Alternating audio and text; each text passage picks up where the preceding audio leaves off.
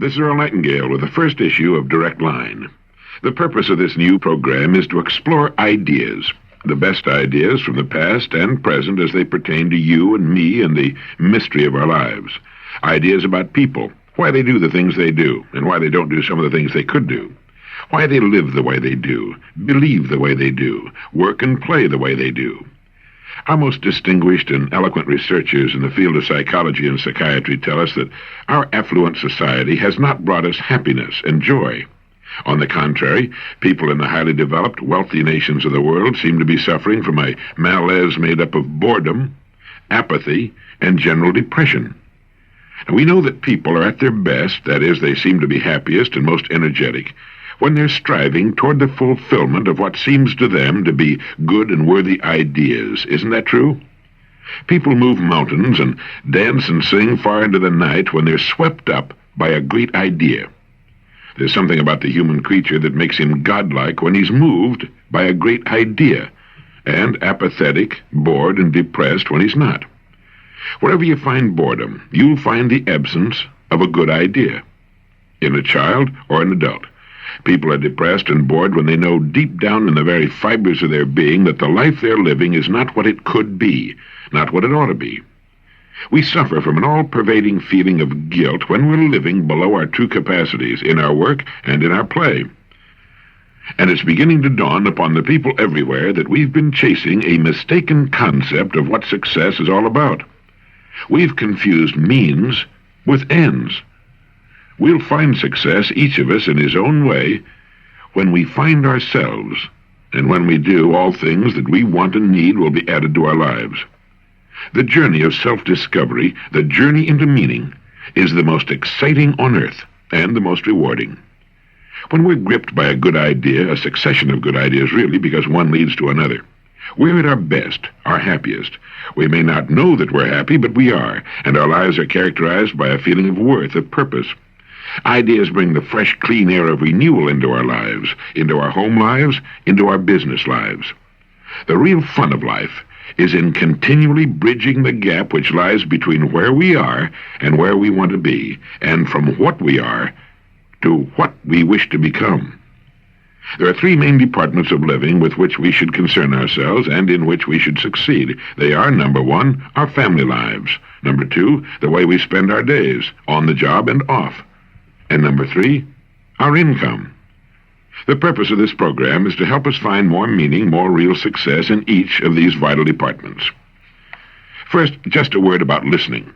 You know, when we listen, and especially to information that involves us personally, our minds only pay attention to what we're hearing until something we hear triggers an idea in our minds.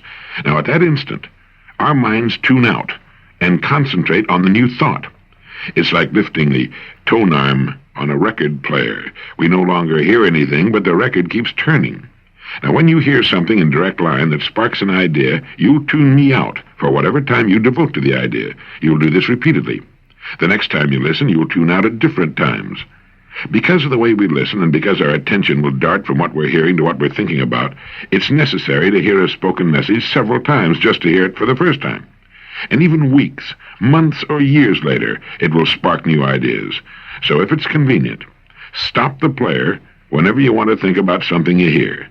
Perhaps you'll want to make a note of what you've heard or think about it for some time. Then, when you're ready to resume, start the player again, and so on. If you're driving your car or if the whole family's listening, that might not be practicable. But even with stops and starts, repeated listening is necessary to make what you hear a part of your way of thinking and doing things. Unfortunately, we don't learn much from something we read only once. If it were printed, it would take time away from other things.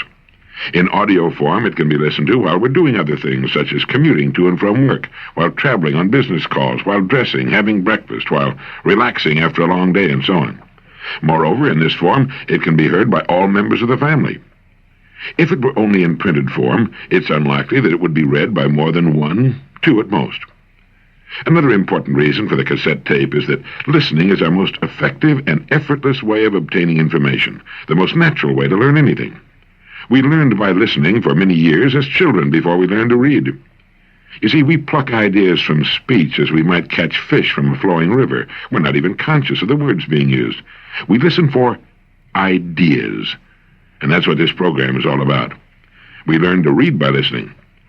And for most, reading remains something of a mechanical process from which ideas must be constructed. And finally, the spoken word carries so much more interest and flavor, so much more meaning, and an emotional impact impossible with the printed word. Well, let's begin with this great thought. It has appeared in many forms in man's literature, but I believe it was Emerson who put it best. Nature magically suits the man to his fortunes by making these the fruit of his character. We might experience some difficulty in finding out what we're really like by trying to look inward, but we have only to look about us at our fortunes, for they are the fruit of our character. The late Dr. Maslow, former president of the American Psychological Association, said you judge a person the same way you judge an apple tree, by his fruit, by what he produces. Do you go along with that? It's hard not to, isn't it? Well, what is character?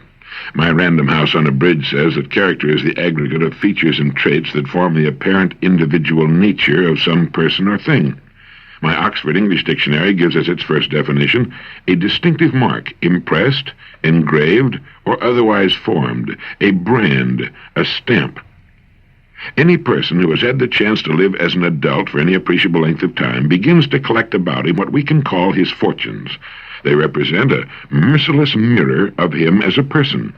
They reflect his nature and constitute, in total, a distinctive mark, a brand, a stamp. Just as you can tell the name of a fruit tree by examining its fruit, you can tell a great deal about a person in the same way. And we can tell a great deal about ourselves. We surround ourselves in an environment, in circumstances, as Professor Jose Ortega y Gasset used the word, which reflect us, and which include our true beliefs. No matter how loudly we talk about what we believe in, our circumstances reflect our true beliefs. They show to others what is important to us. They reflect our degree of maturity at any given stage of our lives. You see, our fortunes are simply the sum total of what we want and believe we are qualified to receive at any given stage of our lives. For our fortunes should change. They should not just accumulate as we get older, they should change in quality. Change to reflect the changing person. If they do not change, it is an indication that we are not changing. If they do not grow in quality, it's an indication that we are not growing and maturing as persons. Our fortunes are the fruit of our character, and our character changes. Someone once said to Dr. Robert Hutchins when he was Chancellor of the University of Chicago with regard to adult education that you can't teach old dogs new tricks. To which Dr. Hutchins replied, "Human beings are not dogs, and education is not a bag of tricks." We can grow through knowledge with good ideas, and as we grow, our worlds will change to reflect our growth. We outgrow our old selves and shake them off like stiff cocoons no longer big enough to contain us, and that's as it should be. That's the way a person, a family, an organization of any kind should grow. We might say that a person, or an organization, will grow in proportion to two main conditions. The first concerns his degree of receptivity. Are his windows open to the fresh breeze of renewal in the form of new ideas and creative thinking? Many persons, in organizations are closed systems. They've got their windows closed and locked, apparently in the belief that they're already the repository of all useful information. We can all name such persons and such organizations, some quite large, but shrinking. The one thing that always typifies a closed system is that it ultimately begins to shrink, and it will eventually die if it stays closed long enough. Any person or persons making up the management of any sort of organization who feel no need for new ideas or who do not challenge their own beliefs from time to time are on the road down toward stagnation and decay. And the second condition governing a person's or organization's growth will be determined by the source or sources of ideas. Now, if our ideas come to us only from those by whom we're habitually surrounded, those who live much as we do, we'll tend to do little more than reiterate and fortify the ideas we already live by. That's also true in an organizational sense. A person can be said to be an organization, indeed a highly complex organization. Like any other sort of organization, the overall success will be determined by the quality of management. Just as the success of any business or other organization depends for its success or failure upon its management, so does the success or failure of a person depend upon the way he manages himself. We're all units of production, We produce things and words and attitudes which reflect our management, and the quality of our product, our total product, will be determined by the quality of our own self-management. Now, we can determine the quality of our overall product by simply assessing what we're being paid for it. It's true for a person, or for a business firm, or any sort of organization. And we might say the quality of our management will be determined by the quality of our ideas. The main ideas of our lives are the main roads on which we travel. So where do we get most of our ideas? When you ask about the extent of a person's education, you must ask, who were his teachers? We need to ask ourselves the same question. We can change, we can grow, and as we change and grow, our fortunes will reflect that change and growth. That our character is the architect of our fortunes is an interesting idea, isn't it? It's so interesting that it could bring about a significant change in our way of living. It could modify or completely change our goals in life. It gives us a way of assessing the quality and the importance of the product we're producing in each of our important divisions. Let's say a company has 3 divisions. 2 are doing well, 1 is losing money. Now, the one that's losing money, provided it's been losing money for some time, would seem to indicate that it has poor management, or else it produces a product or service without sufficient demand on the part of those it would serve. Now, the same can be said to be true of the different departments of our lives. Quite often a person will be great in one department and poor in another. Great on the job at making a living, perhaps, but poor at home, or great at home and poor on the job. I think we can safely say that every relatively normal person wants to succeed in each of the 3 main departments of living: in his family life, in the way he spends his days, that is, the work he's chosen and the way he chooses to spend his free time.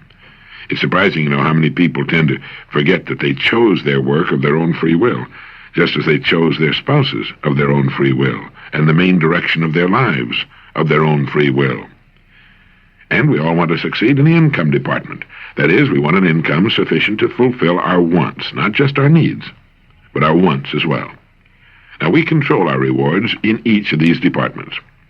If we've been adults for any real length of time, and if we've achieved any real maturity, we must admit to ourselves that our rewards in each department are commensurate with our management, with our success in interacting with those upon whom our success depends. Now, that's an idea we will accept or reject, depending upon whether our windows are open or closed. I mentioned earlier that we often confuse means with ends. For example, an automobile is a means to an end. It's a means of getting from point A to point B. Money is a means to an end. It's the means to the kind of life we want to live. It represents financial security now and in our later years. It represents good health, education, travel, a good home, and so forth. Now, in our society, these means to ends and others have often been confused with ends. The automobile, or money in itself, has become an object of veneration, not for what it will do for us to make life more convenient and more pleasurable, but rather for what it is in itself. We tend to worship objects in our society. And finally, we find ourselves in possession of all the objects we ever wanted, and we stand in the middle of them and look at them and come to the realization that they're not enough, not nearly enough. A human being needs more, much more than a pile of objects, important as some of them are. And that's one of the reasons we find so much depression, so much boredom and apathy about us. People have what they wanted. Why aren't they happy? Could it be that they've not moved on to other, larger, and more worthwhile goals? I think so. George Bernard Shaw said that it is the first duty of every man not to be poor. I agree with that. Poverty has never brought happiness. We see it staring from the hunger-ravaged faces of the world's underprivileged. We see it in our ghettos. But there are 2 kinds of income: psychic and tangible. Now, psychic income is the income of the mind and feelings, the kind we get when we look at our loved ones or when we've done a good job. Psychic income is the income the firemen get roaring through town with the sirens screaming. It's the income a police officer knows when he straps on his revolver and assumes the authority of his uniform. There's psychic income that comes with a promotion, with the executive suite. It's excitement and satisfaction, and it's perhaps the most important income we receive from our life's work. We can make a living, we can get rich doing many things, but psychic riches come from being in the kind of work we like, doing the things we want to do. Konrad Lorenz, in his excellent book on aggression, tells us that the drive to fulfill oneself, to realize, if possible, the potential of one's unique endowment, is coded in our genetic instructions. And it's going contrary to our genetic instructions that causes us anxiety, guilt. We seem to know that there's a way to live that's better than the one we're settling for. Now, families, schools, society all work to fit us into established pigeonholes, and for some it's fine. For others, the shoe doesn't fit. It hurts. It rubs and chafes and can become agonizingly painful. No psychic income there. So those must seek it off the job in hobbies and avocations, or change the job. But we need to get it somewhere. Psychic income is an important part of our income picture. As to financial income, it should meet our requirements. What those requirements are is a matter of individual taste. Our income should be sufficient for us to live in the style we most enjoy, have the things we think are important, do the things we want to do, see the places we want to see, and perhaps help others who didn't manage or couldn't manage to work it out for themselves. In a society such as ours, it can be said that not every person can find the kind of gainful employment that forms a perfect fit with his aptitudes, likes, and dislikes. Many factors work to hold a person in a particular place and at a particular job other than the amiability of the job itself. But I do believe that almost every thinking, growing, maturing person can find the work he enjoys. And for the rest, the deep sources of satisfaction and interest can come from experiences not connected with their work. For some, their work is the very mainstay of their lives. For others, it's simply the means to an end. Many people are quite content to not work at all. Most retired people enjoy their retirement and wouldn't change things for the world. But for some, active, mind-engaging work is as necessary as food and drink. For many women, running a home, raising their children, caring for their husbands, and 1,001 things necessary to that life are more than enough for all the satisfaction they need. They're quite content with their lives, as they should be. For other women, such a life is unthinkable, the way to madness. They need other interests, other lives. To expect that 50% of the human race should be content with keeping house and raising a family is ridiculous. It's as ridiculous as it would be to expect all men to be lawyers or bricklayers. A woman can want the love and companionship of a man and perhaps a family, without at the same time having an aptitude or even an interest in keeping house. She might prefer to be a brain surgeon, a teacher, a business executive, or any one of the 200,000 possible occupations in our society. We've been taught to live within our means, and it's good advice for a company, a country, or a person. But what are our means? Have we explored our means? Do we know what our real means are? People say a person shouldn't reach beyond his capacity. It'll only end in frustration and disappointment. What is a person's capacity? How's he to find out what it is unless he reaches? The man and wife in the so-called average home on an average street in an average town haven't the faintest notion, as a rule, that they can sit down at the kitchen table, make a list of everything they want, number the items on the list in the order of their importance to them, and then get everything on that list in 5 years, certainly in 10. An American labor leader once commented that the American people can have anything they want. The trouble is that they don't know what they want, and this most certainly applies to income. A British survey team discovered that the average American family believes that happiness can be guaranteed with a 20% increase in income. It's obvious that most people haven't the foggiest notion as to what constitutes happiness. How does a person increase his income to the point where it more comfortably meets his needs, his present needs, and his savings and investment needs for the future? A good first step is to realize that everything we want, other people have, and will give us if we earn it. $1 from just 10% of the families in the United States would come to $7 million. Our income is in the hands of others. If our income is not what we want it to be, we must examine our product and our management. We have failed to qualify for it, or have lacked the courage and ideas to go after it. Thoreau said, "We have only to move confidently in the direction of our dreams to meet with a success unexpected in common hours." Interesting idea, isn't it? There's an exciting, renewing idea. We have only to move confidently in the direction of our dreams to meet with a success unexpected in common hours. The direction of our dreams is often nothing more than our genetic instructions, than our subconscious, our natural propensities, whatever we want to call it, trying to point us in the right direction.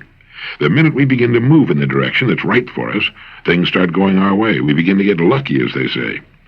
So we need to ask ourselves, am I moving in the direction of my dreams? Or am I playing lockstep with millions of other people because of some stereotyped idea I picked up from people who don't know any more than I do, maybe less? People who perhaps have not proved in their own lives that they're experts when it comes to living successfully. Eric Hoffer put it pretty well when he said, "We're taught not to waste time and raised to waste our lives." Something to think about. So a person, standing back and assessing the three main departments of his life, and understanding that his fortunes are the fruit of his character, gets a pretty good look at himself as manager of himself and whatever else he manages. I think, too, that it's a good idea to reassess our priorities from time to time. What is really important and what isn't? The mature person has this question pretty well straight in his mind. His goals, his needs are his own. They do not necessarily mirror those of the majority of other people. I think we'd be safe to say that with the mature person, his goals and what he considers to be important in his life will not be those held by the majority. The fact that he has goals sets him apart. Recent research into the modern plague of cardiovascular disease, with millions dying of heart disease years before they should, has turned up convincing evidence that we're bringing heart disease upon ourselves because of our lifestyle, our penchant for speed simply for speed's sake, by our impatience at delay, by our headlong rush toward what? Where? Where are we going? What's the hurry?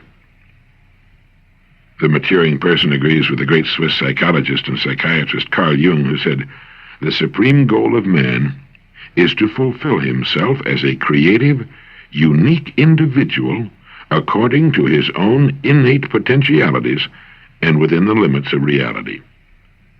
And we can do that without a headlong, frenetic charge. You know, when we study golf under a good instructor, we're amazed to learn that an easy, slow, rhythmical swing gets the best results in direction and distance. As my good friend Julius Boris says, swing easy, but hit hard. It's the same in tennis, any sport. It's balance, it's rhythm. My good friend Herb True dropped in the office the other day and said, "You know, we Catholics are on the birth control bandwagon too. It's just that we're in the rhythm section." It's good to remember, where our businesses are concerned, where our lives are concerned, it's quality and balance. It's living in balance that counts, that gets the best results, always. We'll live longer and in better health, do better, and enjoy it more. Unless we're doing piecework, it isn't the time we put in, it's the ideas we get and put to work. Everything we see about us that's man-made was once an idea in the mind of one person. Our ideas can be just as good. It takes maturity to realize that, as a rule, happiness and contentment do not come when we reach our goals. We're amazed to find that we were happier, more contented when we were striving toward them. I remember reading a comment by a New York University professor that went something to the effect that while dissatisfaction may be uncomfortable, the real disasters in life occur when we get what we want. He was referring to some of the larger goals of society, but the same thing often applies to us as persons. When we stop striving toward something new, something we find worthwhile and interesting, we begin to die. It's believed that's why teachers, scientists, writers, philosophers, farmers, and others who constantly have something new to look forward to tend to live such long, healthy lives. The teacher has a new class every year. The scientist is always working on a new, tough problem. The writer has a new book or article to do. The philosopher is forever uncovering new, interesting information, fresh ideas. And the farmer has the renewal of new crops and animals about him, a new season to work toward. Many others fit into the same category. Those who do not tend to live shorter lives. With no new place to go, they simply stop sooner. A generalization, of course, but it tends to work out. Incidentally, heart attacks, contrary to popular opinion, are not common among leaders in business and industry, in government and education. The leaders usually enjoy excellent health and have learned to live in balance. It's the people in the levels below the top who permit themselves to be skimmed off years before their time. It's been said that a heart attack is nature's way of telling us to slow down or change our habits, or both. It's a rude lesson, often fatal, but that's nature's way. How did Huxley put it? He compared living to playing a game of chess with an invisible opponent who's always strictly fair and just, but who never overlooks a mistake. If we play ill, he said, we are checkmated, without haste, but without remorse. And to those who play well, they're rewarded with the overflowing generosity with which the strong delight in strength. Living in balance, in anything, is the way to play the game well. How did James Allen put it? A calm, strong life is like a shade-giving tree in a thirsty land, a sheltering rock in a storm. You know, it's only when we're calm and at peace with ourselves that the good ideas tend to come. I think that's why we so often get our best ideas early in the morning or while doing something that's totally routine, such as shaving, showering, driving the car, or walking alone. Most people do not do much creative thinking, you know. In fact, they've been put down so many times as youngsters they've learned to distrust their own ideas, doubt their own ability to get worthwhile ideas. Our mind, and no one knows what the mind is, incidentally, or even where it is. The ancient Greeks thought for a while it was located in the liver. Our mind comes as standard equipment at birth. But since the demands put upon it are relatively small and it's not required to come up with new ideas, it soon falls into disuse. As with anything else, what we don't use, we tend to lose. And so it's easy to forget or never learn that we own free and clear the most amazing agency ever to appear on Earth, the human mind, all of it, whatever it is, subconscious and conscious, seeming to draw as it does on the mysterious stuff of the universe, past and present. You know, there's a system for creative thinking. Perhaps you're familiar with it. First, you define the problem. Put it on paper. Quite often, just defining it leads to a solution. The next step is to begin gathering data with regard to the idea. We need to find out all we can about the possible ways in which such an idea might be solved. We need to read about it, talk to people who've had similar problems, find out all we can about it. Next, we need to write down possible solutions. Think about possible solutions. Turn the problem every way but loose. Worry it like a puppy with a slipper. If it has to do with a product, can it be made larger, smaller, a different shape or color, simpler? You know, it's generally believed that in order to produce a product of excellent quality, it must cost more. The old dichotomy still hangs on the idea that if something is inexpensive, it must not be of the highest quality. Well, that's ridiculous. It can be inexpensive and still be of excellent quality. Think in terms of simplification. Can the superfluous be taken away? Sometimes a superior product must cost more because of the quality of its components and manufacture, but not necessarily. Since World War II, we've seen some excellent products turned out at very reasonable cost. After you've thought about it until you begin to dream about it and talk to yourself about it, then forget it. Let it slip down into the great cooker of your subconscious mind, where the archetypes of your racial memory and your genetic wizardry and 10 million ancestors can all work on it and hold it up against 1,000 solutions. The mind is like a supercomputer. It'll work on a problem while we're doing other things. Let it cook as long as it needs to, and then, one bright morning, if you're like I am, it'll usually wake you up at about 4 in the morning. The answer will pop into your mind as clear and simple and perfect as anything you ever saw in your life. You then yell, Eureka, leap out of bed, and write the answer down on a piece of paper as fast as you can. If you don't, the idea can slip away as quietly and mysteriously as it came, and you can spend the next 20 years trying to recall it. The next step is to put the solution to work and stay with it to completion. Don't try to play it too safe. Nobody ever got to second base trying to keep one foot on first. Either you have confidence in your ideas or you don't. Getting good ideas is only about 10% of the job. The 90% is the follow-through. The person who will follow a good idea through to completion is one of the most valuable people in our society. Every problem is an opportunity. Our opportunities are an exact ratio to our problems. We have great national problems. Therefore, we have correspondingly great national opportunities. The bigger the problem, the better the opportunity. Problem, pollution.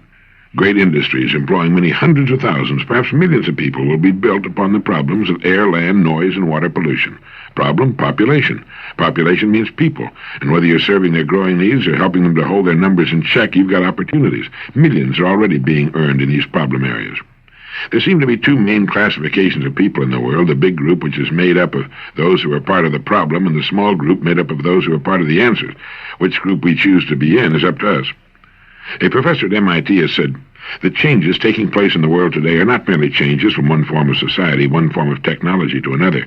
They're so wide-sweeping that they're taking us from one major epoch of human history into another. We are in an order of change which is completely different from anything our ancestors knew, unless we go back 10,000 years when they invented property, ownership, work, and mechanics based on the wheel. Change. Unprecedented, amazing change, and you and I are right in the middle of it. For some, change represents a threat to the status quo. For others, it represents unprecedented opportunity. For me, and I hope for you, change always represents new opportunities for growth, development, for the setting of new goals, for the moving on to new vistas, for the fresh breath of renewal. We don't know much about anything, really, but most of the top people in the disciplines touching on human conduct seem to be certain of two major points. One, the average healthy person functions at a fraction of his true capacity, and two, that the most exciting lifelong adventure is bringing more of our real powers to bear in our lives. Congratulations! Simply by listening to this first session, you've taken a critical first step toward improving your life, a step others neglect. You see, we know that if you get just one great idea from this program, it will be worth many times over the price you pay. Plus, the ideas we share will benefit you for a lifetime. It is as simple as listening, learning, and applying these great ideas and techniques in your life. When you do, you'll see real and significant improvements immediately. The path to success is to take massive, determined action. Take action now by continuing on to the next session. For 50 years, we've seen firsthand how our products empower people to be, do, and have more in life. But it only works if you continue to listen, learn, and act. Thank you for listening to this Nightingale-Conant audio program. Enjoy the rest of this program.